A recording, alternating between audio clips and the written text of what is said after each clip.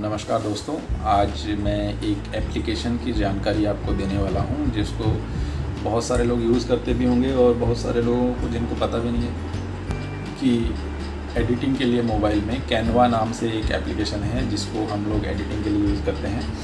और ये बहुत ही अच्छा ऐप है जिसको हम अगर प्रोफेशनली यूज़ करें तो आपका पूरा कैटलॉग बन सकता है। उससे बहुत सारे आप डिज़ाइनिंग कर सकते हैं, इंस्टाग्राम के पोस्ट डिज़ाइन कर सकते हैं। दूसरा, उसमें आप जो भी चाहें आप वो डिज़ाइन कर सकते हैं। आपका कैटलॉग का पेज, आपके एग्जीबिशन के पोस्टर, ये सारी चीज़ें आप उसमें डिज़ाइन कर सकते हैं। तो मैं अभी उसको कैसे आप उसको डिज़ाइन करेंगे वो करके मैं बताऊंगा। और दूसरी चीज़, ये स्टूडेंट्स के लिए, ये आर्टिस्टों के लिए बहुत ही अच्छा ऐप है। तो उम्मीद है आप लोग ये ज़रूर ये करेंगे। और दूसरी बात ये कि हम लोग जैसे कहीं कुछ काम भेजते हैं, तो अगर किसी ने हमें एक काम मांगा और हम जेपीजी में एक दो काम भेजने के बजाय हम उन्हें पीडीएफ कन्वर्ट करके, और वो भी कैनवा में एडिट करके पीडीएफ कन्वर्ट करके भेजते हैं, तो उनको हो सकता है कि एक काम की जगह आपके 4 काम पसंद आ जाए। तो ये बहुत ही मायने रखता है कि आप कोई भी क्लाइंट को आप सिंगल इमेजेस भेजते हैं या पीडीएफ भेजते हैं। तो मेरे हिसाब से पीडीएफ भेजना बहुत फ़ायदेमंद होता है। जैसे कि मैं हमेशा करता हूं कि अगर कोई हमसे काम मांगता है तो हम उन्हें काम का पीडीएफ भेज दें। भले वो 4 काम नए हुए हों, 5 काम पुराने हों, 4 काम नए इंक्लूड करके वही पीडीएफ के साथ बायोडाटा, आर्टिस्ट स्टेटमेंट अटैच करके भेज दिया जाए, ताकि उनको ऐसा लगे कि हाँ, ये पुराना काम और नए काम में वो डिफरेंस देख सके। और हो सकता है पुराने में से 2 पसंद आ गया, नए में से 1 पसंद आ गया। तो ये चीज़ें होती हैं, अधिकतर ये चीज़ें होती हैं।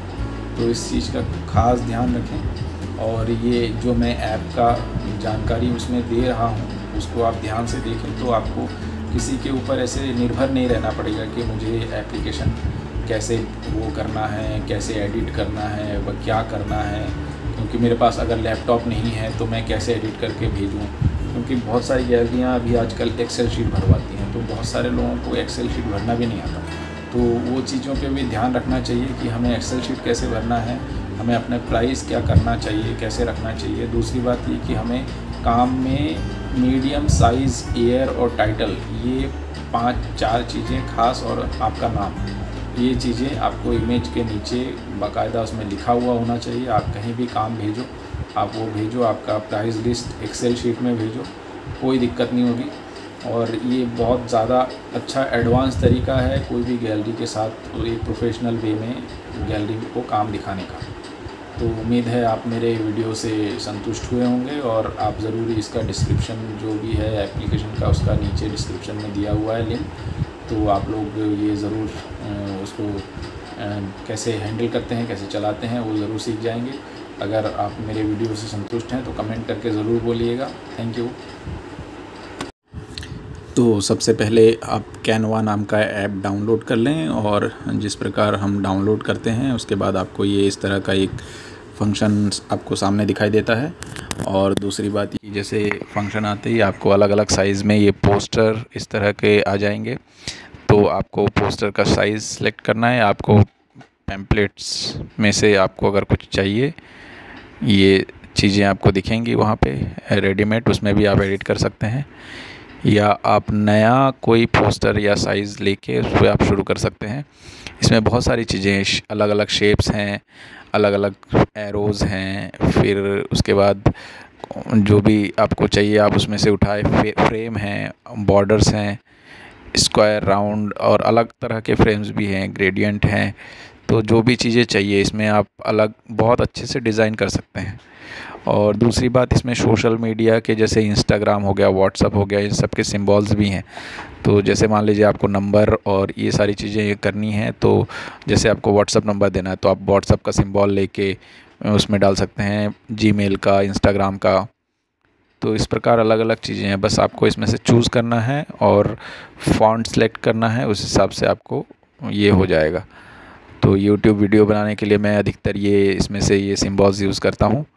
और टिकटॉक तो अभी है नहीं, तो जैसे कि हम ये एक पेज ले लिया हमने और उसमें हम टेक्स्ट के ऊपर क्लिक करेंगे। तो टेक्स्ट में अगर जैसे ऊपर हेडिंग, इसमें भी टेक्स्ट में भी अलग अलग हैं, जिसमें अगर ग्लो या ये कलरफुल ऐसा इस तरह के कुछ टेक्स्ट लेना है तो वो ले सकते हैं, या सिंपल टेक्स्ट चाहिए तो हमें ऊपर का ऐड ए हेडिंग करके जो है लिखा हुआ उसको हम सेलेक्ट करेंगे और इसमें से हम टाइप करके हम अपने जो भी चीज़ें टाइप करनी है हम उसमें टाइप करके, जैसे मुझे टाइप करना है foundation of art and culture Bhopal, ये करके टाइप करके हम उसको टाइप कर लेंगे। और उसके बाद हमें फ़ॉन्ट चेंज करना है तो भी हम उसमें फ़ॉन्ट चेंज कर सकते हैं, हम उसको ऐसे क्लिक करके छोड़ देते हैं।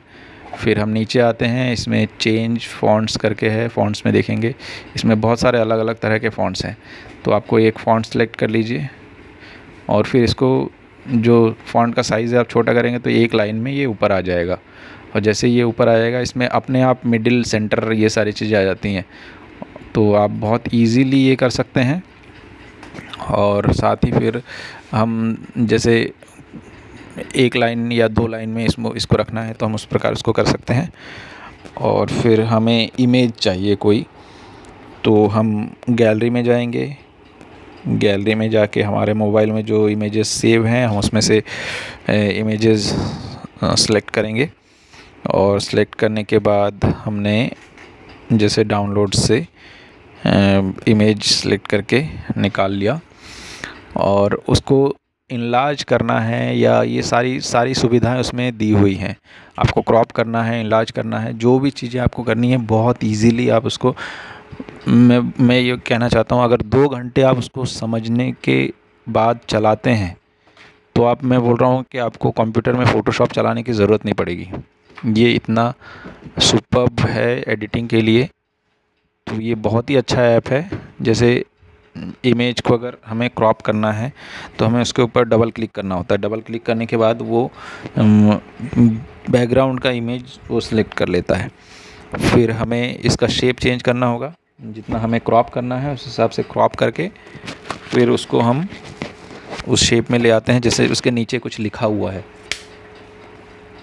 तो जो नीचे लिखा हुआ है वो चीज़ें ऐसे क्रॉप हो जाती हैं अपने आप, उसको आप छोटा बड़ा कर सकते हैं। तो ये हमने उसको छोटा करके उसको सेंटर में ला दिया।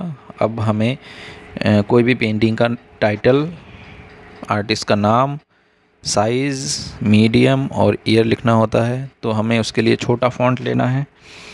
तो हमने वो छोटा फ़ॉन्ट ले लिया और उसके बाद हम उसमें लिखेंगे, पहले टाइटल लिखेंगे, फिर नेम, साइज़, ईयर, जो भी चीज़ें हमें लिखना है उस प्रकार से हम लिख लेते हैं।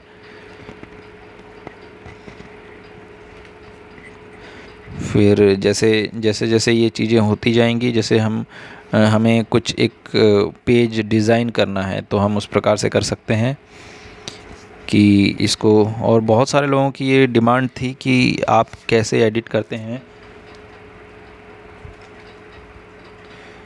और उसको हम कैसे रखते हैं चीज़ों को, जिसमें हम कलर चेंज करना, फ़ॉन्ट का कलर चेंज करना, फ़ॉन्ट में भी सिलेक्शन, जिसमें फ़ॉन्ट सिलेक्शन ऐसे करना चाहिए जिसमें हम अच्छे से साफ़ सुथरे तरीके से उसको पढ़ा जा सके, जो सभी को समझ में आए। क्योंकि कुछ चीज़ें ऐसे कर्सिव वर्सिव राइटिंग में वो चीज़ें नहीं डालनी चाहिए, सिंपल हमें फ़ॉन्ट्स यूज़ करने हैं। और फ़ॉन्ट्स यूज़ करने के बाद हमें उसका प्लेसमेंट कैसे करना है वो भी नीचे एक प्लस दिया हुआ होता है, आप उसको पकड़ के शिफ्ट कर सकते हैं इधर उधर। बहुत इजी है, आप एक बार चलाना सीख जाएंगे ना उसके बाद लाइफ टाइम आप यही चीज़ें यूज़ करते रहेंगे, ये मेरा श्योर है। और ये मैं बोल रहा हूँ ये बहुत अच्छा एक ऐप है, जो भी इसको चलाया है अभी तक वो सभी लोग ये यूज़ करते हैं। और ये एडिटिंग के लिए बहुत सुपर्ब ऐप है। तो हमने ये चीज़ें लिख दी। अब जिसको ज़रूरत के हिसाब से जिसको जो चीज़ें करनी है वो उसमें अपना टाइटल, साइज़, नाम, ईयर, वो सारी चीज़ें लिख सकता है। और उसके बाद हमें जैसे दूसरा इमेज चाहिए तो हम गैलरी पे क्लिक करेंगे, हम फिर उसको गैलरी पे जाके उसको सिलेक्ट करेंगे, कौन सा इमेज चाहिए हम उसको लेके आएंगे, उसको हम छोटा करेंगे और छोटा करके जहाँ प्लेस करना है हम वहाँ प्लेस कर देंगे।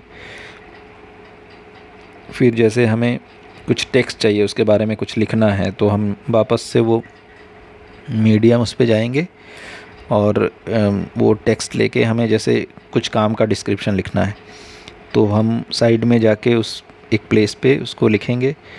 आपको हिंदी में लिखना है, इंग्लिश में लिखना है, जो चीज़ में लिखना है कलर सेलेक्ट करेंगे और उसके बाद हम उस पर टाइप करेंगे। टाइप करने के बाद अगर हमें वहाँ कुछ लिखा हुआ, ऑलरेडी लिखा हुआ कुछ भी चीज़ है तो भी हम उसको प्लेस कर सकते हैं, कॉपी पेस्ट कर सकते हैं। कॉपी पेस्ट का ऑप्शन रहता है। आपको हिंदी में लिखना है, उसको हिंदी में लिख के फ़ॉन्ट को छोटा करना है, जैसे करना है आप कर सकते हैं। और फिर हमने ये लिखा और इसको जैसे हमें ये नहीं चाहिए तो हमने ये मिटा दिया। और फिर हमें कुछ हमारे पास ऑलरेडी लिखा हुआ है जो हम वो चीज़ भी ला के डाल सकते हैं।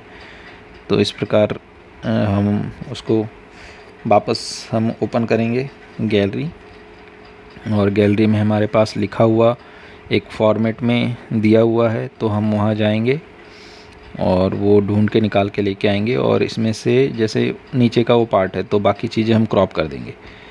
तो जैसे हमें इतना पार्ट चाहिए हम वो क्रॉप करते हैं और उसको छोटा करते हैं और इसको ऊपर से फिर छोटा करके हमें जितना ज़रूरत है हम उतना रख लेते हैं। बाकी चीज़ें वो अपने आप क्रॉप हो जाएंगी और इसका प्लेसमेंट हम ऐसे पकड़ के कर देंगे। तो आपका पेज अब तैयार है।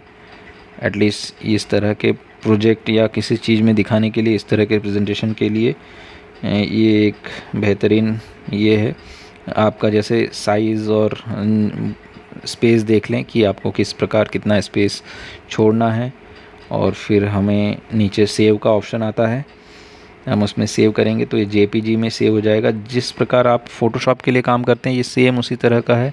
आपको उतना ही रेजोल्यूशन में आपको ये चीज़ें मिलेंगी और प्रेजेंटेशन के लिए बहुत ही अच्छा है। तो इस तरह के JPG इमेजेस सेलेक्ट कर लें और उसके बाद आप उस पर PDF कन्वर्ट करके एक आपका प्रेजेंटेशन रेडी कर सकते हैं। तो दोस्तों, आप लोगों को वीडियो कैसा लगा ज़रूर आप लोग कमेंट्स करके कमेंट बॉक्स में डालिए और हम आपके कमेंट्स का इंतज़ार करेंगे और चैनल को सब्सक्राइब कीजिए। बहुत बहुत धन्यवाद।